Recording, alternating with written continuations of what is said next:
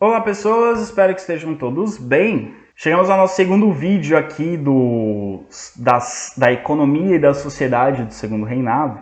A gente falou ali da presença da importância do café e da presença dos imigrantes, né? A vinda de imigrantes europeus tem muito a ver com o café, mas não só a vinda de imigrantes europeus está relacionada com café. A crise do sistema escravista também está relacionada com café. Como a gente viu, a expansão do café no interior de São Paulo foi feita basicamente com a introdução do trabalho livre assalariado. Então, os grandes fazendeiros do interior de São Paulo, do oeste paulista, mais especificamente, não vão lidar muito com a escravidão. No Vale do Paraíba, sim, os cafeicultores do Vale do Paraíba vão continuar usando escravos. Os produtores de açúcar do Nordeste continuam usando escravos.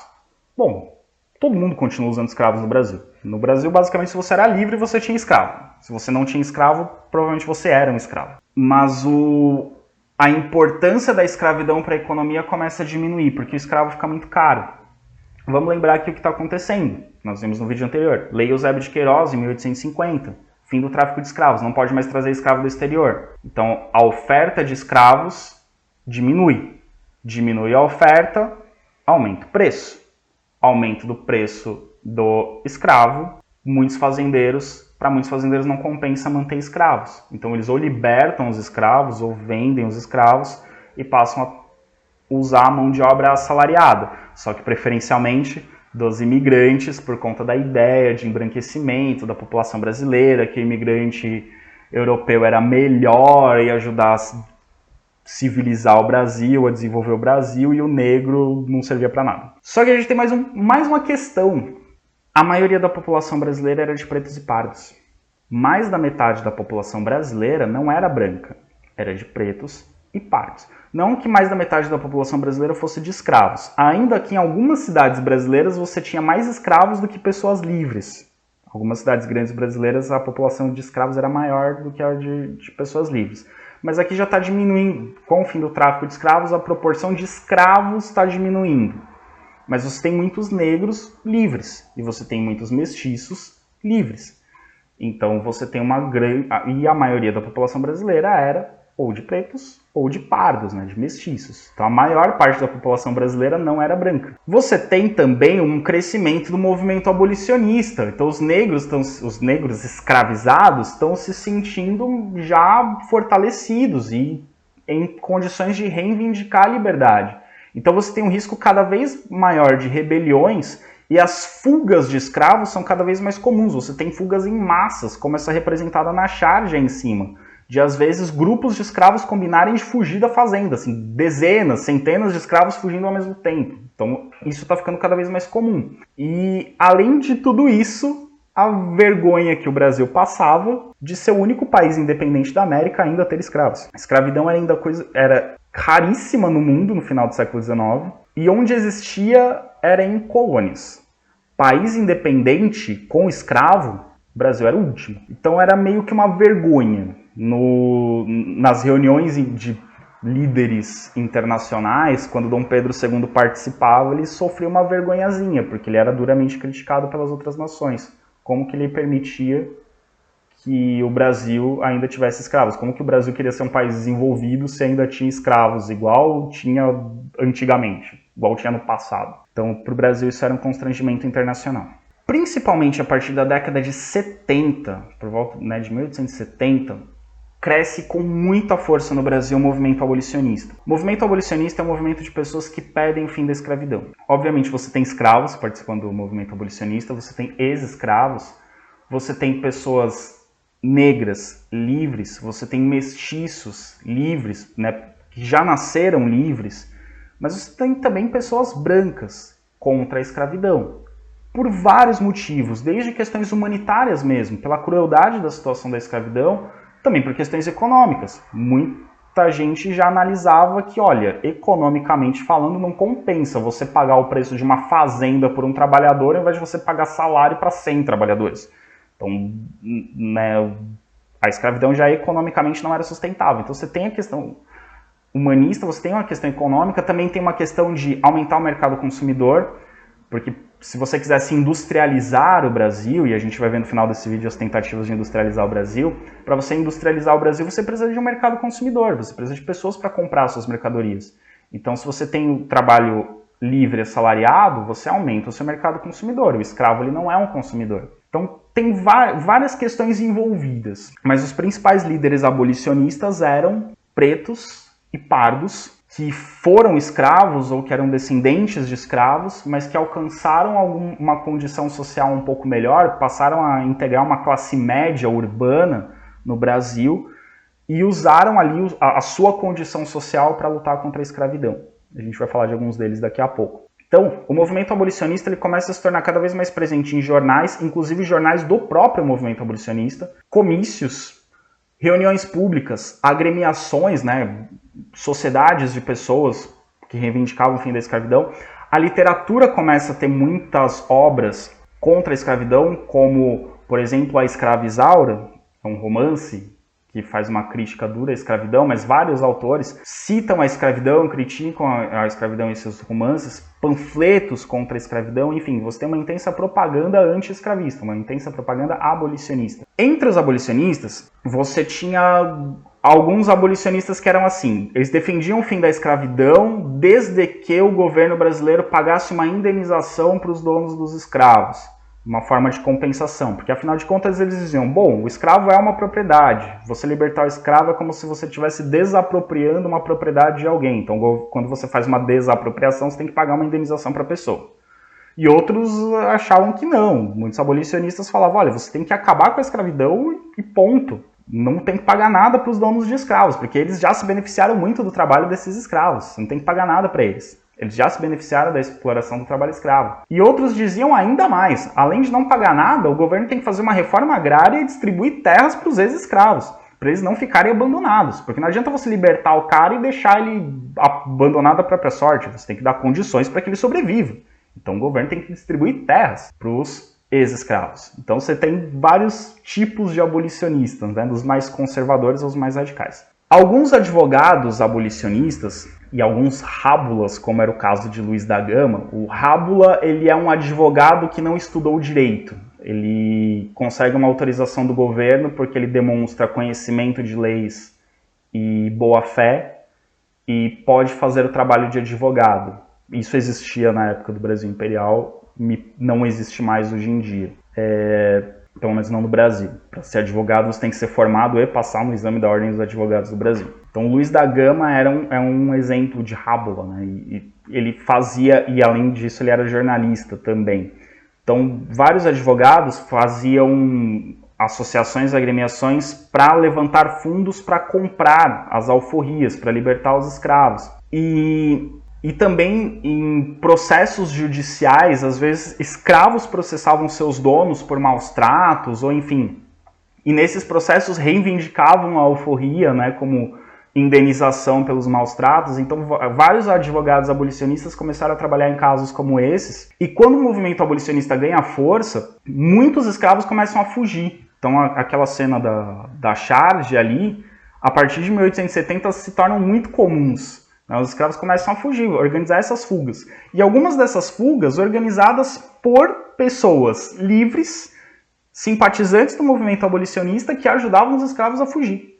Um dos grupos mais conhecidos que organizava fugas de escravos eram os Caifazes, que era uma organização de jovens paulistas, jovens do interior de São Paulo, defensores do movimento abolicionista, e eles organizavam fugas em massa, eles ajudavam os escravos a se organizar, a fugir durante a noite, e além de ajudar a fugir, eles ofereciam esconderijo e assistência jurídica, assim, defendiam juridicamente para que eles não fossem escravizados novamente, enfim. Então, você tinha todo um movimento contra a escravidão, para boicotar a escravidão, para acabar com a escravidão no Brasil. Pensa que em 1870 já fazia 20 anos da Lei Eusébio de Queiroz e o governo ainda não cogitava acabar com a escravidão. De novo, como eu disse no vídeo anterior, né?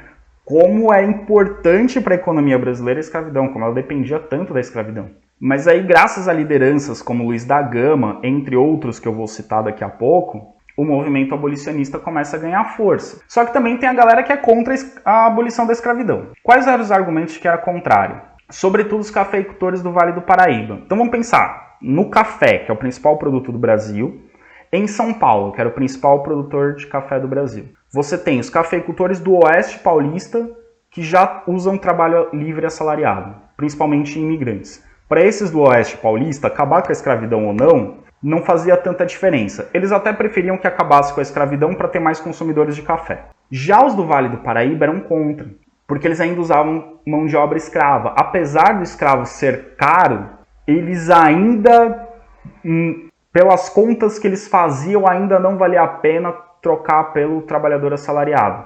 No Nordeste, então, a galera da cana-de-açúcar, que sempre usou escravo desde o século XVI, não faz sentido acabar com a escravidão. Bem, vamos assalariado para trabalhar na lavoura de cana, não fazia sentido. Então, tem esses grupos que ainda defendem a escravidão. Mas vamos pensar no Vale do Paraíba. Eles produzem café igual a galera do interior de São Paulo, do Oeste Paulista, que já usa trabalho livre. Por que os do Vale do Paraíba queriam a manutenção do trabalho escravo? Primeiro, eles viam assim, a escravidão como um mal necessário. Eles falavam assim, olha, a gente acha cruel a escravidão, a gente não acha legal, a gente realmente acha ruim. Por nós, a gente libertava. Só que o problema é, liberta. O que acontece? Os fazendeiros vão ter prejuízo. Se os fazendeiros tiverem prejuízo, a economia do Brasil entra em crise. Se a economia do Brasil entra em crise, a população vai sofrer. Então, é melhor que os escravos continuem sofrendo como escravos do que eles serem livres e sofrerem por causa da crise econômica. Entenderam o argumento? Depois vocês me dizem se esse argumento faz sentido ou não. Então eles achavam que o fim da escravidão ia destruir a economia do Brasil, porque a economia brasileira era baseada no trabalho escravo.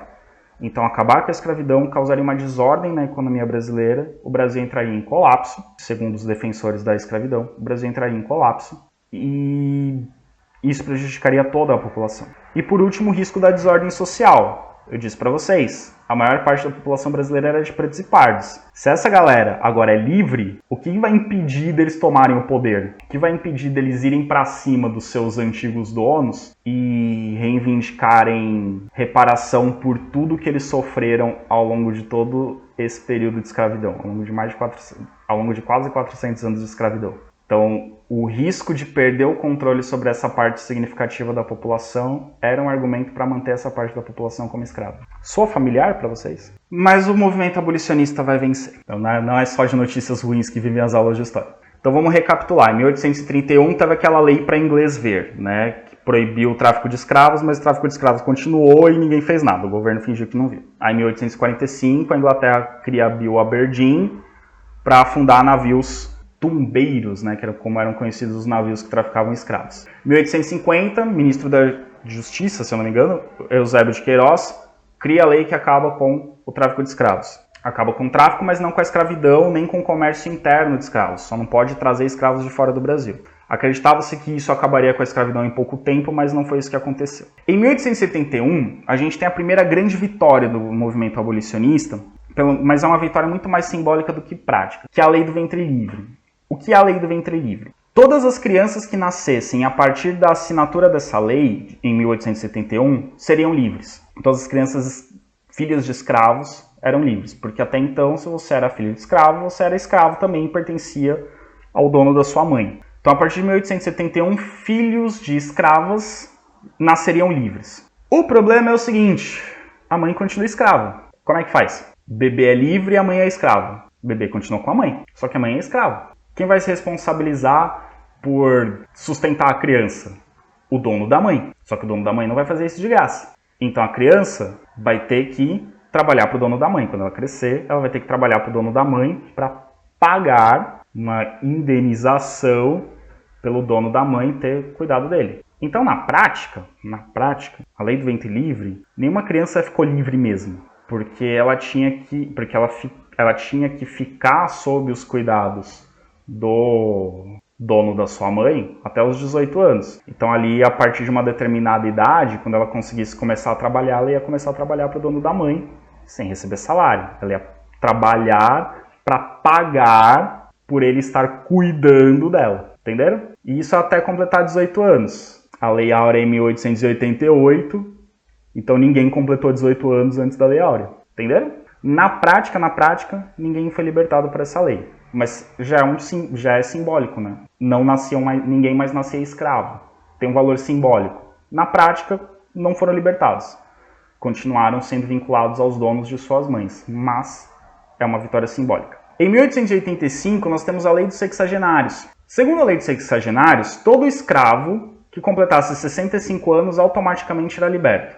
Não podia, se você tem 65 anos, você está automaticamente livre. Qual que é o problema dessa lei? Primeiro, raríssimos escravos chegavam a essa idade. A gente já viu nas aulas lá sobre escravidão que a média de idade de um escravo era 30 e poucos anos. Raríssimos escravos chegavam a essa idade. Agora imagina um escravo que chega aos 65 anos de idade, com trabalhos pesados a vida toda. E aí ele é liberto. Ele vai fazer o que da vida? Quem vai sustentar esse idoso? Quem vai sustentar o idoso? Seu antigo dono. Então, ao completar 65 anos, para a maioria dos escravos que chegavam a essa idade, era melhor continuar servindo ao seu dono do que se virar sozinho, porque sozinho ele não ia conseguir se virar. Então, também, na prática, a Lei dos Sexagenários não libertou ninguém. Mas aí, finalmente, chega 1888, a Lei Áurea. A Lei Áurea, que é a lei da abolição da escravidão no Brasil. Acaba a escravidão no Brasil, não tem mais escravo. A partir da assinatura da lei, 13 de maio de 1888, todos os homens no Brasil são livres. Todos os homens, mulheres, crianças, enfim. Não existe mais escravidão no Brasil. E aí, nós temos um problema. Quer dizer, primeiro, temos que comemorar, acabou a escravidão no Brasil. Finalmente o Brasil para de passar a vergonha de ser o único país livre, o único país independente a ter escravos. Mas tem um problema. Essa multidão de escravos no Brasil, que agora é livre, vai viver do quê? Esse é um problema que o Segundo Reinado enfrentaria se ele tivesse durado muito tempo depois da assinatura da Lei Áurea, que a gente vai ver que pouco mais de um ano depois da assinatura da Lei Áurea é proclamada a República. E esses eventos estão relacionados. A relação da libertação dos escravos com a proclamação da República a gente vai ver na aula de proclamação da República. Mas antes, para encerrar esse assunto da abolição da escravidão, e esse vídeo não acaba, ainda tem mais uns assuntozinhos nesse vídeo, uma coisa que é importantíssima de lembrar. É muito comum a gente ouvir falar da princesa Isabel que assinou a Lei Áurea e libertou os escravos. Então, a princesa Isabel libertou os escravos. Não é bem assim. De fato, foi a princesa Isabel que assinou a Lei Áurea, mas a Lei Áurea não foi assim. A princesa Isabel, um dia acordou e falou, nossa, olhou para os escravos e falou, nossa, que pena dos escravos. Vou libertá-los, aí assina a Lei Áurea e liberta os escravos. Não. Vocês viram que o movimento abolicionista veio lutando por décadas até conseguir a abolição da escravidão. Perceberam? Se vocês perceberam, a minha aula deu certo. Se não perceberam, voltem e assistam o vídeo de novo. A Lei Áurea é resultado da luta do movimento abolicionista que fez com que o governo brasileiro criasse uma lei para acabar com a escravidão. Então, o governo brasileiro, a Câmara dos Deputados, o Senado aprovaram uma lei e essa lei foi levada para ser assinada pelo imperador Dom Pedro II.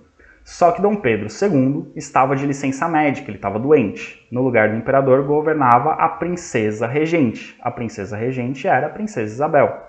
Então ela era quem governava quando o imperador estava doente. Por isso a princesa Isabel assinou a Lei Áurea. Então não foi um ato de vontade dela. Particularmente, a princesa Isabel, pelo que se sabe, ela era favorável à abolição da escravidão. Ela, pessoalmente, era favorável. Mas a Lei Áurea não foi um ato de vontade dela. Foi um processo político de décadas de ativismo, de lutas, que levou ao governo brasileiro a aprovar essa lei e calhou dela estar no lugar certo, na hora certa, e foi ela que assinou a Lei Áurea. Então, nomes como Luiz da Gama, que foi um jornalista e rábula, né? Ele trabalhava como advogado em processos que envolviam escravos. José do Patrocínio, jornalista, ativista do movimento abolicionista. André Rebouças, um engenheiro, todos eles negros, pardos, né? Pessoas como essas que dedicaram suas carreiras, sua ação na imprensa, sua ação na justiça ao movimento abolicionista, pessoas como eles e tantas outras pessoas foram muito mais importantes para a abolição da escravidão do que a princesa Isabel em si. A princesa Isabel ela só sancionou a lei, que já estava aprovada. Então, essas pessoas que lutaram pelo movimento abolicionista, e aqui estou dando 3 exemplos de centenas que a gente poderia citar, são esses, na verdade, os responsáveis pela abolição, as pessoas que lutaram pelo fim da escravidão. E é interessante notar, pessoal, isso é muito interessante mesmo, que o Brasil tem um impulso na industrialização justamente após o fim da escravidão. Então, aquele medo de que a escravidão e o fim da escravidão ia desestruturar a economia brasileira não se concretizou, na verdade. Vamos falar um pouquinho, bem rápido, da industrialização do Brasil. O Brasil tenta se industrializar no século XIX. Igual a Europa, está passando pela segunda Revolução Industrial, o Brasil tenta. Não consegue, mas tenta. Em 1844, ainda no começo do governo de Dom Pedro II, o ministro da Fazenda, Alves Branco, ele cria a tarifa que ficou conhecida como Tarifa Alves Branco, que é uma medida protecionista.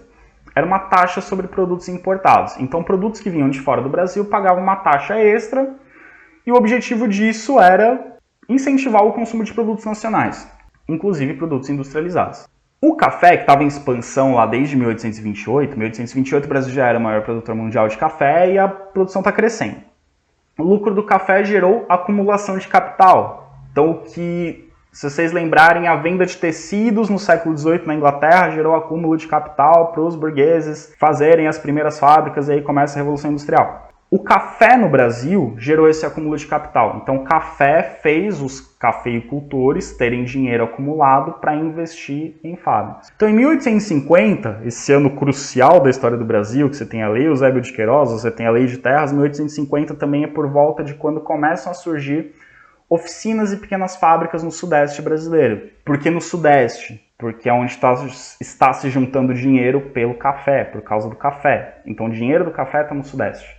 Então é onde vão surgir as primeiras fábricas e oficinas, ainda de pequeno porte. Mas aí o Brasil passa pelo processo da segunda Revolução Industrial e se desenvolve igual os Estados Unidos e Japão? Não. Ficou uma coisa bem pequenininha a indústria brasileira. A indústria mesmo vai começar a se desenvolver já no final do século XIX, após a abolição da escravidão. Então aqui a gente já está falando de 1890, já é período republicano, já acabou o Segundo Império, inclusive. A gente ainda não proclamou a República nas nossas aulas, mas a gente já vai avançar para vocês entenderem esse processo. Então, o fim da escravidão e o trabalho assalariado criam um mercado interno consumidor, criam um mercado consumidor interno. E é esse mercado consumidor que vai ajudar no processo de, pelo menos na tentativa de industrialização do Brasil. As primeiras indústrias do Brasil vão crescer por causa desse mercado interno que cresce. Então, o trabalho assalariado, o fim da escravidão e, consequentemente, o trabalho assalariado não causaram a ruína da economia brasileira. Pelo contrário, criaram um mercado consumidor que permitiu pelo menos uma tentativa de industrialização. Além do café, o algodão e a borracha, que eram outros produtos importantes que a gente vai ver daqui a pouco, eles permitiram a importação de máquinas, que também foram utilizadas não só para as novas fábricas e para esse início de industrialização, mas também para a própria modernização da agricultura, que a gente vai ver daqui a pouco. E essa indústria que está começando a se formar, principalmente no Sudeste, tem como mão de obra predominante os imigrantes europeus e os descendentes dos imigrantes europeus, que já vinham com essa experiência do trabalho urbano, do trabalho industrial, das oficinas e das fábricas da Europa. Isso aqui a gente já está falando do final do século XIX. Né? Não estamos falando dos imigrantes que vieram lá em 1850, estamos falando aqui já do final do século XIX e comecinho do século XX. Claro que as fábricas também vão incorporar pretos e pardos, mas no trabalho industrial, os imigrantes ainda eram preferidos pelos patrões porque já traziam a experiência da Europa, do trabalho industrial. Então a gente, ao mesmo tempo que o Brasil está tentando ali criar suas primeiras indústrias, fora o café, temos outros 3 produtos muito fortes. O açúcar, o invencível, o interminável, não é um produto mais importante nesse momento, o café já é o produto mais importante, mas o açúcar ainda é muito importante. O açúcar passa por um processo de modernização, com a introdução de máquinas, principalmente máquinas a vapor, na produção do café, do açúcar. Vocês lembram lá no século XVI, XVII, era tração animal que movia as máquinas, né, ou os próprios escravos. Agora você tem máquinas a vapor fazendo o processo, e isso aumenta a produtividade do açúcar. Dá para dizer que no final do século XIX, o Brasil já tem uma agroindústria na zona da mata pernambucana, que é a principal região produtora de açúcar. Então Então ali por volta de 1880 já tem dá para falar numa agroindústria açucareira. Assim, entre aspas, mas dá para falar. E essa produção de açúcar ela também foi beneficiada ali em Pernambuco pelas ferrovias que existiam desde 1858. Então, você tem uma modernização dos transportes também na região que vai fazer com que essa produção saia da região produtora para o porto de Recife com uma velocidade maior. Então, o Brasil ali tem alguns espasmos, alguns suspiros de segunda revolução industrial. O Brasil não tem uma segunda revolução industrial, pelo menos não nesse período. Mas tem aí alguns elementos do que está acontecendo no resto do mundo, dão umas pipocadas no Brasil. A produção de algodão no Brasil, vocês vão lembrar, final do período colonial, Primeiro Império, tem um crescimento da produção de algodão no Nordeste brasileiro, e ele vai ser incentivado no Segundo Reinado pela introdução também de máquinas, como o descaroçador mecânico, uma máquina que separa a semente do algodão da fibra do algodão, que você usa para fazer o tecido de algodão é a fibra. Também vão ser importados teares mecânicos da Inglaterra, então para ampliar a produção de tecidos. E um acontecimento no cenário internacional que vai favorecer a produção de algodão no Brasil é a Guerra Civil dos Estados Unidos. Um dos principais produtores de algodão do mundo eram os Estados Unidos e o sul dos Estados Unidos. E a guerra civil entre o norte e o sul vai fazer com que essa produção diminua, praticamente pare. Então o Brasil substitui os Estados Unidos como grande fornecedor de algodão no mercado internacional. Após a guerra civil, os Estados Unidos recuperam sua produção de algodão e a produção de algodão do Brasil, que era voltada para o mercado externo, passa a ser voltada para o mercado interno. Então, ela não entra numa grave crise de perda, de desvalorização, não. Ela só muda o foco. Ao invés de ser voltada para o exterior, passa a ser voltada para o mercado interno. E esse mercado consumidor que está se formando no Brasil, com a diminuição dos escravos e depois com a abolição da escravidão e aumento do trabalho assalariado, esse mercado interno vai ser capaz de consumir essa produção de algodão. E outro produto que vai ter muita relação com o mercado internacional é a borracha.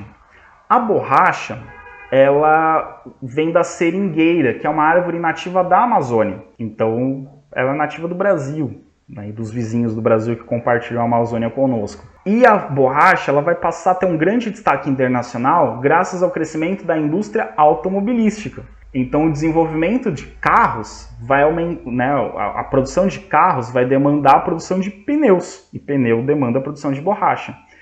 Entre 1870 e 1912, o Brasil foi o maior produtor de borracha do mundo, graças à atividade dos seringueiros que extraíam o látex das árvores da Amazônia, que é a matéria-prima para a borracha. Além disso, nesse período aí, entre 1877 e 1880, o Nordeste passou por uma grande seca, que causou uma grave crise, fome, problemas muito sérios de colheita. Então houve um grande fluxo migratório de nordestinos para a região da Amazônia, trabalhar nos seringais. E o lucro dessa atividade dos seringueiros fez com que as cidades de Belém e de Manaus tivessem um grande desenvolvimento. O final do século XIX, de Belém e Manaus, é um momento assim, de grandes construções, de novos prédios, de modernização das cidades, de grande urbanização. Então é um momento ali de grande desenvolvimento de Belém e de Manaus. Só que o que acontece? Os países industriais, que tinham colônias, que tinham grandes impérios coloniais, como Inglaterra, França, Bélgica, Holanda, enfim, Alemanha, que tinham muitas colônias, vão pegar sementes de seringueira e levar para suas colônias na África e na Ásia, nas regiões em que o clima era parecido com o da Amazônia, e vão começar a plantar seringueiras. E aí eles vão ter uma produção própria de látex e vão concorrer com o Brasil. Então, a partir de 1912, os seringais no Brasil, essa atividade de extração do látex, vai entrar em crise, vai ter uma forte crise. Ainda hoje, o Brasil tem uma importantíssima produção de látex, e a atividade dos seringueiros na Amazônia é considerada um exemplo de desenvolvimento sustentável, porque é o grande exemplo de como a floresta é lucrativa em pé, sem desmatamento, porque a árvore precisa ficar viva, né? Para você extrair o látex, a árvore tem que estar viva.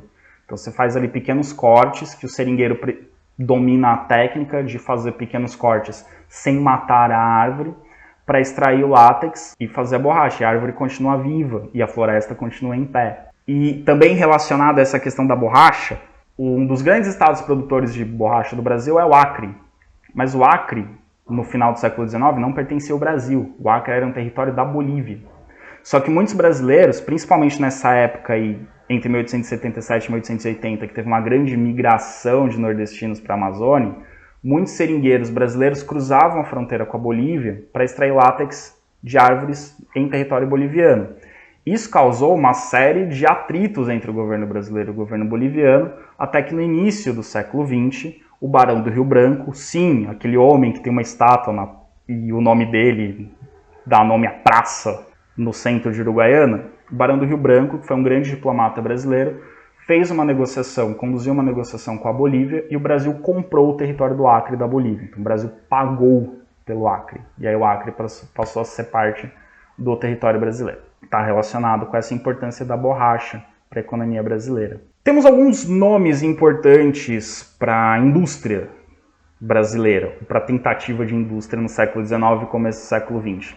Um nome importante é o Barão de Mauá, que criou seu primeiro estabelecimento industrial em 1846. Ele fabricava coisas grandes e pesadas, né?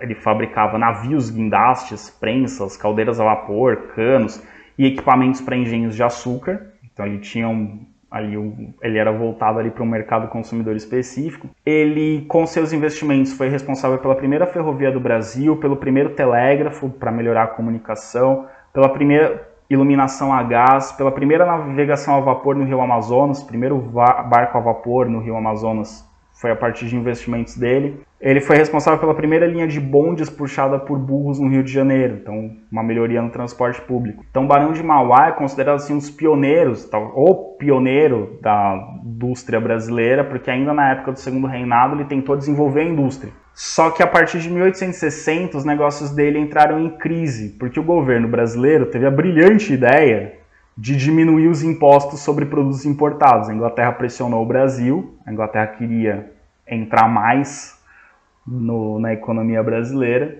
e Dom Pedro II resolve diminuir os impostos sobre produtos importados. Quando diminui os impostos sobre produtos importados, tem uma enxurrada de produtos industriais europeus entrando no Brasil. E esses produtos europeus entram no Brasil com maior qualidade. O Barão de Mauá não consegue concorrer com a qualidade e com os preços dos produtos que vinham principalmente da Inglaterra. E, como desgraça pouco é bobagem, no meio dessa crise que ele está enfrentando, um incêndio criminoso destruiu a sua fábrica em Niterói. Então ele tinha uma fábrica na cidade de Niterói, ela foi destruída por um incêndio criminoso. Então Mauá perdeu seus negócios e quem acabou comprando o que sobrou das empresas do Barão de Mauá foram empresários ingleses. Então a Inglaterra acabou comprando o que sobrou, né, dos investimentos do Barão de Mauá. Outro industrial pioneiro, esse já no início da República, o Delmiro Gouveia. Ele iniciou seus negócios comprando um curtume norte-americano, né, uma fábrica de couro, em Recife. Ele é cearense, mas ele comprou esse curtume em Recife. Ele criou em Recife o mercado modelo Derby, que é um grande mercado com produtos variados. Depois ele se mudou para Alagoas e construiu a usina hidrelétrica de Paulo Afonso, que até hoje é uma usina muito importante no Brasil para a produção de energia elétrica. E ele criou a fábrica de linhas Estrela. E essa fábrica de linhas se tornou uma grande indústria. E para os trabalhadores dessa indústria, ele construiu uma vila de operários que tinha um padrão de vida superior a várias cidades do Brasil. Era uma vila de operários que tinha luz elétrica, água encanada, escola, serviço médico, tinha cinema, tinha campo de futebol, tinha salão de baile, enfim, tinha toda uma estrutura que várias cidades do Brasil não tinham. O principal concorrente dele era a Machine Cotton, que no Brasil ela é dona de uma marca chamada Linhas Corrente, que até hoje é uma das principais marcas de linha no Brasil. Então ele era o principal concorrente dessa marca que pertencia a ingleses. Acontece que o Delmiro Gouveia foi assassinado em circunstâncias misteriosas, até hoje ninguém sabe exatamente o que aconteceu, ele foi assassinado. E os herdeiros dele, depois de muito serem pressionados, venderam as instalações das fábricas do Delmiro Gouveia para a Machine Cotton. E aí a Machine Cotton fez uma coisa, assim, dá a impressão que é birra e vingança. A Machine Cotton comprou, aliás, eles venderam a fábrica, mas não foi para a Machine Cotton, venderam a fábrica para outros empresários. Anos depois, a Machine Cotton comprou as instalações da fábrica Estrela, desses outros empresários, demoliu o prédio e jogou as máquinas fora. Jogou, parece que em rios e cachoeiras, assim, jogou fora, destruiu, tipo, acabou com o empreendimento. Parece vingança, né? Ah, ele era nosso concorrente, agora a gente vai destruir tudo que ele tinha. Tipo, eles compraram e demoliram e jogaram as máquinas fora. Enfim, então esses foram os primeiros industriais brasileiros, que começaram dando certo, mas depois alguma coisa deu errado na vida deles e, enfim, as primeiras tentativas de industrializar o Brasil. Como vocês perceberam, quando a gente fala dos primeiros industriais brasileiros, eles têm sempre uma sombra de empresas estrangeiras, principalmente inglesas. Então você teve uma presença muito forte de empresas estrangeiras no Brasil durante o Segundo Reinado. Então os ingleses, desde o começo do século XIX, desde a vinda da família real para o Brasil, desde que o Brasil ainda era Reino Unido, Brasil e Portugal, os ingleses já tinham negócios no Brasil. Mas a partir de 1850, logo após a Lei Eusébio de Queiroz, visando que a escravidão acabaria a qualquer momento e o mercado consumidor brasileiro aumentaria, eles aumentaram os investimentos no Brasil. Não só a Inglaterra, vários países imperialistas, né, aqueles países que a gente viu lá do neocolonialismo, investiram no Brasil. O Brasil tinha empresas, fábricas, enfim, de vários, mas aliás, não tanto fábricas, mas principalmente empresas do setor de serviços eram muito presentes no Brasil. A líder era a Inglaterra. Bancos desses países abriram filiais no Brasil em várias cidades e eles emprestavam dinheiro para empresários e para o governo. E eles financiavam vários tipos de investimento. Então, serviços como navegação, ferrovias, iluminação a gás, bondes, telégrafos, seguros, limpeza urbana, tinham empresas estrangeiras, ou como sócios ou como proprietários desses serviços. Um dos grandes exemplos eram as ferrovias e os navios a vapor, principalmente as ferrovias. Uma das maiores empresas que nós tivemos no Brasil nesse período de construção de ferrovias e de trens foi a Ferrovia São Paulo Railway, que era uma empresa britânica. Ela operava uma linha importantíssima de trem, que era a linha Santos-Jundiaí, porque ela levava o café do interior, produzido lá no interior de São Paulo, para o Porto de Santos, de onde ele ia ser levado para outros países. Então, o principal uso dessas linhas de trem, tinha linhas de passageiros, mas o principal era o transporte de matérias-primas para os portos. Matérias-primas e também escoar a produção de café, principalmente. E para incentivar a construção de linhas férreas, o governo brasileiro sabia que investidores brasileiros não tinham tantas condições. Então ele oferecia vantagens muito grandes. Isso desde o Segundo Reinado, isso se mantém na República.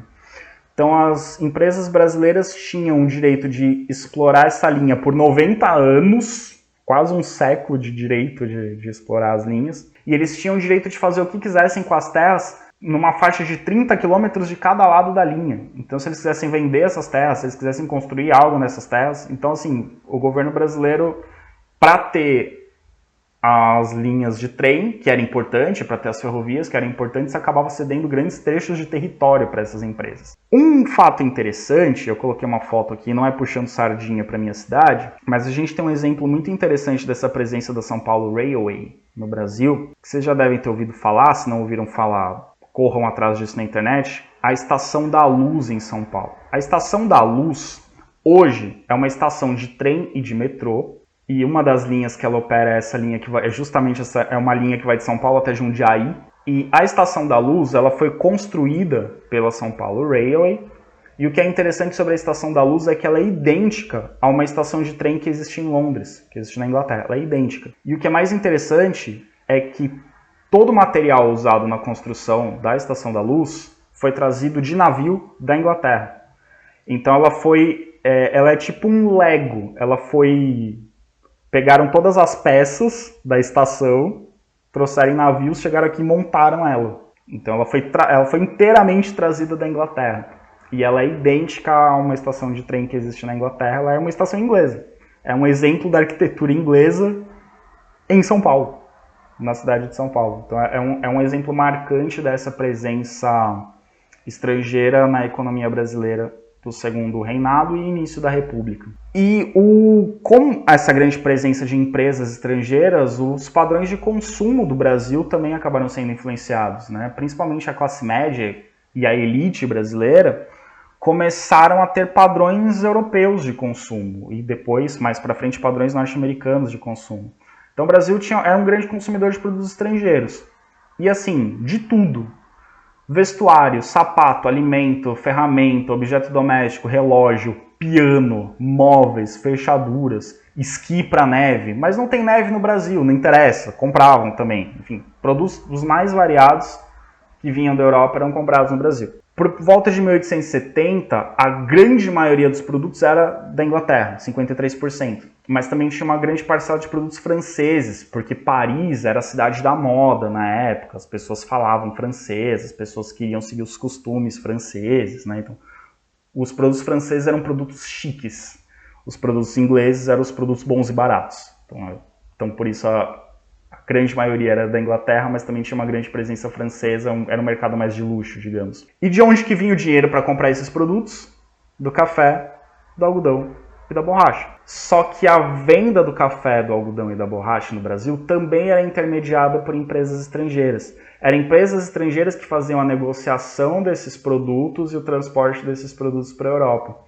Então os preços do café, do algodão e da borracha acabavam sendo determinados por empresas estrangeiras, não por empresários brasileiros. Então a gente tinha uma influência muito grande das atividades econômicas de outros países aqui no Brasil. Então o Brasil estava... Com isso a gente consegue perceber claramente aquilo que eu havia comentado em outras aulas, que mesmo o Brasil se tornando independente politicamente de Portugal, ele continuou dependente economicamente de outros países. Então a economia brasileira era muito dependente, nesse momento principalmente da Inglaterra, mais para frente a gente vai ver que ela se torna muito dependente dos Estados Unidos. Ok? Encerramos o segundo reinado e na próxima série de vídeos nós teremos 2 vídeos para falar sobre por que acabou o segundo reinado e por que raios os militares resolveram transformar o Brasil numa república. Até mais!